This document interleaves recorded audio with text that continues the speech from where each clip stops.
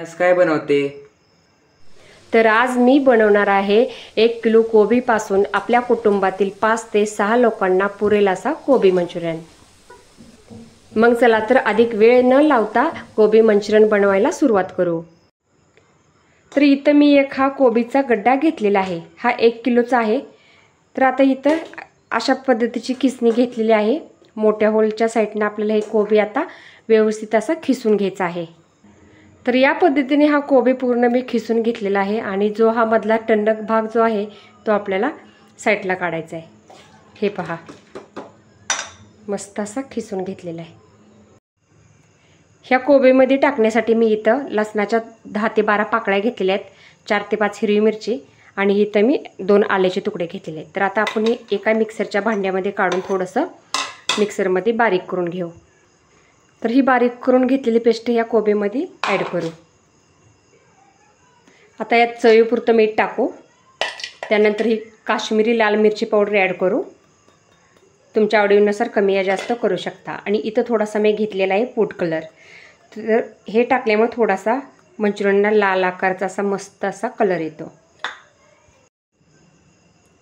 त्यानंतर इथं मी वाटी असं तांदळाचं पीठ घेतलेलं आहे। चाळणीने थोडंसं व्यवस्थित चाळून घेऊ। 1 किलो कोबीला मी इथं अर्धा किलो कॉर्नफ्लॉवर घेतलेले आहे। थोडीशी तुम्ही कमी वापरली तरी चालेल। हे सुद्धा व्यवस्थित असं चाळून घेऊ। मग आता त्यानंतर इथं मी अर्धा किलो मैदा घेतलेला आहे। हा सुद्धा व्यवस्थित असा आपण चाळून घेऊ। तुम्ही मैद्याच्या ऐवजी ना गव्हाचं पीठ इथं वापरलं तरी सुद्धा चालेल। तर हा मैदा सुद्धा मी व्यवस्थित इथं असा चाळून घेतला। तर आता यामध्ये आपल्याला पाण्याचा एक थेंबही वापर करायचा नाही। तर आता व्यवस्थित असा हा गोळा आपण तयार करून घेऊ। तर या कोबीमध्ये पहिले मीठ टाकलं की तो कोबी आपोआपच पाणी सुटतो।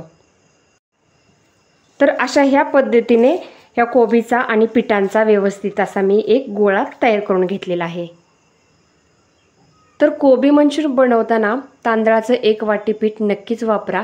त्यामुळे आपले हे मंचुरियन तेलकटही होणार नाहीत आणि एकदम असे कुरकुरीत होतील।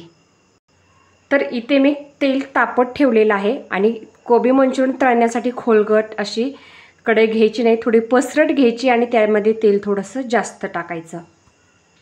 हे तेल पूर्णपणे असं गरम झालं का त्यानंतरच आपल्याला याच्यामध्ये मंचुरियन सोडायचे आहे। तर आता या पिठाचे छोटे छोटे असे बॉल्स करून आपण या कढईमध्ये सोडून घेऊ। तर त्या अगोदर काय करायचं आहे, हाताला चिकटू नये म्हणून थोडं एका वाटीमध्ये असं पाणी घ्यायचं आणि त्यानंतर असं एक गोळा तयार करायचा।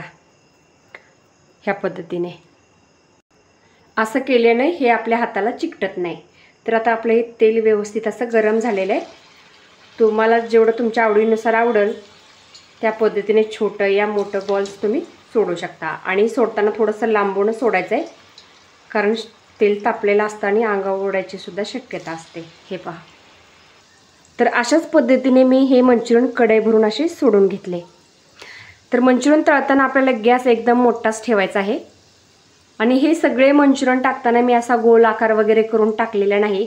जसं आपण भजे करतो ना तसंच डायरेक्ट असा धरून असा गोळा करून टाकलेला आहे। कारण अशा पद्धतीने जर मंचुरियन बनवलं का एकदम कुरकुरीत असे लागतात आणि जर का गोल आकार बनवला का ते मंचुरियन असे कुरकुरीत लागत नाहीत। त्यामुळे मी डायरेक्टली सोडून असे मंचुरियन बनवले आहेत। तर आता हे मंचुरियन असे टाकून झाल्यानंतर असे पलटी करून घेऊ आपण आणि आता एकदम मंद आचेवरती 5 ते 6 मिनिट तळून घेऊ। तर हे मंचुरियन मी 4 ते 5 मिनिट व्यवस्थित असे गोल्डन आकार येऊपर्यंत तळून घेतलेले आहेत। तर आता आपण हे एखाद्या अशा जाळीवरती काढून घेऊ। अशा पद्धतीने हे सर्व आता आपण या जाळीवरती काढून घेऊ। तर अशाच पद्धतीने मी इथं हा दुसरा घाणा सुद्धा व्यवस्थित असा भाजून घेतलेला आहे। तर ह्या प्लेटमध्ये आता हे मंचुरियन मी काढून घेते। तर हे पहा, आवाजावरून तुमच्या लक्षात आलंच असेल की हे मंचुरियन किती कुरकुरीत आणि क्रिस्पी बनले आहेत। तर हा जाळीमध्ये सुद्धा आवाज येत आहे कुरकुरीत मस्त बनल्यासारखा। तर इथं मी हे मंचुरियन 2 पद्धतीचे असे भाजून घेतलेले आहेत। तर हे मंचुरियन जे आहेत ना, ह्या मंचुरियनचा थोडासा डार्क कलर केलेला आहे, कारण हे मंचुरियन मुलांना टोमॅटो सॉससोबत आणि शेजवान चटणीसोबत खायला खूप आवडतात. आणि हे मंचुरियन थोडेसे मी लाईट कलरमध्येच भाजून घेतलेले आहेत, कारण ह्या मंचुरियनची मला ग्रेव्हीमध्ये टाकण्यासाठी हे मंचुरियन वापरायचे आहेत.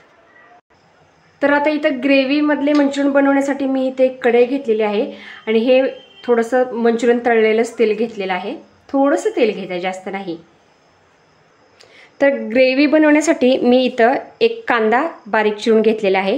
त्यानंतर 4 ते 5 हिरवी मिरची, थोडंसं आलं, 4 ते 5 लसणाच्या पाकळ्या बारीक चिरून घेतलेल्या आहेत आणि इथं थोडीशी कांद्याची पात घेतलेली आहे. तर आता या तेलामध्ये सर्वात पहिला आपल्याला हा कांदा थोडासा भाजून घ्यायचा आहे. जास्त नाही भाजायचा, एकदम थोडासा भाजायचा आहे. आता यानंतर ही हिरवी मिरची ॲड करू, अद्रक ॲड करू आणि लसूणसुद्धा ॲड करू आणि परत एकदा अजून 1 मिनिटभर असं व्यवस्थित परतून घेऊ. तर आता मी इथं गॅस बंद केलेला आहे हे भाजल्यानंतर. तर याच्यात आता मी टाकत आहे टोमॅटो केचप, कारण हे केचप टाकायच्या वेळेस आपल्याला गॅस बंद करायचा आहे, नाहीतर हे सॉसेस आपल्या खाली करपू शकतात.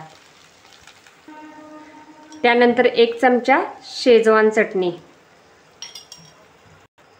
थोडासा रेड चिली सॉस, त्यानंतर डार्क सोया सॉस 1 चमचा. याच्यामुळे कलर खूप छान येतो आपल्या ह्या मंचुरियनला. तर हे सॉसेस आता व्यवस्थित असे मिक्स करून घेऊ आणि आता गॅस आपल्याला चालू करायचा आहे. तर ही पातसुद्धा आता कांद्याची आपण ॲड करू, थोडंसं मिक्स करून घेऊ. तर ही कांद्याची पात टाकल्यामुळे मंचुरियन दिसायलासुद्धा खूप छान दिसतं आणि खायलासुद्धा खूपच टेस्टी लागतं. तर इथे मी एका वाटीमध्ये हे 2 चमचे कॉर्नफ्लॉवर घेतलेले आहे.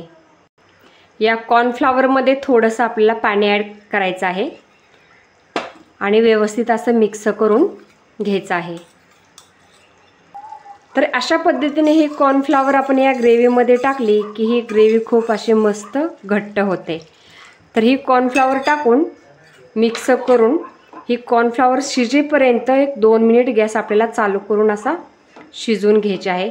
जर का तुम्ही थोड्या वेळ शिजवलं नाही तर त्याचा कच्चापण असा खायला थोडा वेगळाच लागतो. त्यामुळे व्यवस्थित अशी कॉर्नफ्लॉवरसुद्धा आपल्याला भाजून म्हणजे शिजवून घ्यायचे आहे.